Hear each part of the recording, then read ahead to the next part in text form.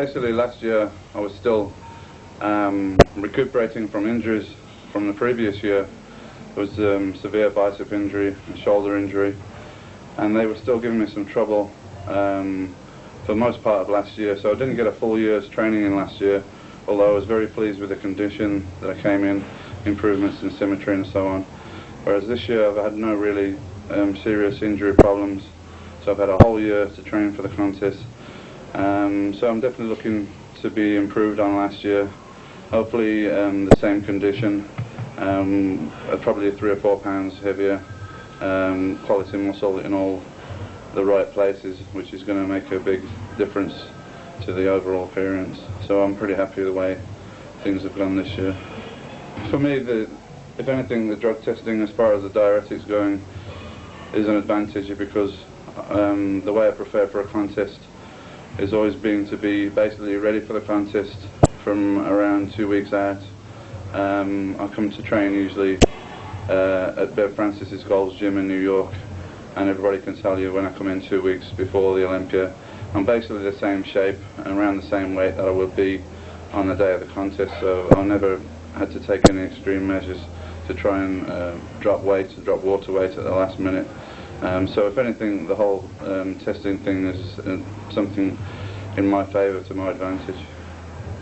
Well, my goal is not to put on, 10 or 15 pounds of mass.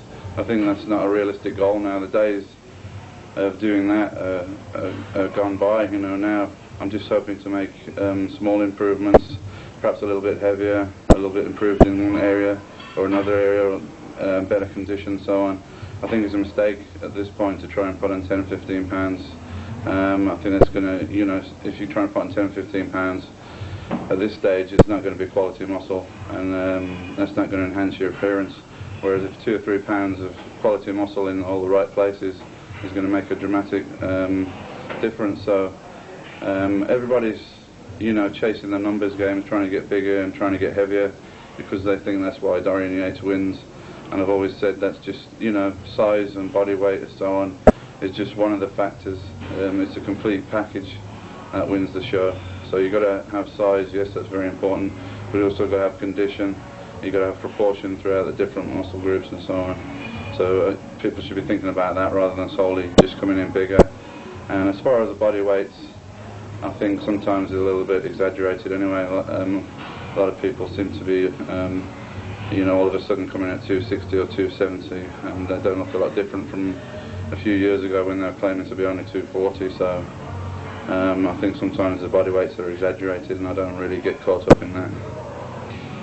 Yeah, I'd like to thank all the fans for their support throughout the years. I get a tremendous amount of mail, and what's satisfying to me is that people write to me and they've read about me in muscle fitness and flex and things like that, and how I've built myself up and how I've become a champion, and it's inspired them to to improve their lives. Not necessarily for them to be a champion, but for them to improve their lives and their outlook and so on, and I appreciate that, and I appreciate all the support of the fans, and hopefully you're not going to be disappointed. Every year I try to beat the Dorian Yates of last year, that's my goal, and hopefully this year's model of Dorian Yates will be even better than last year.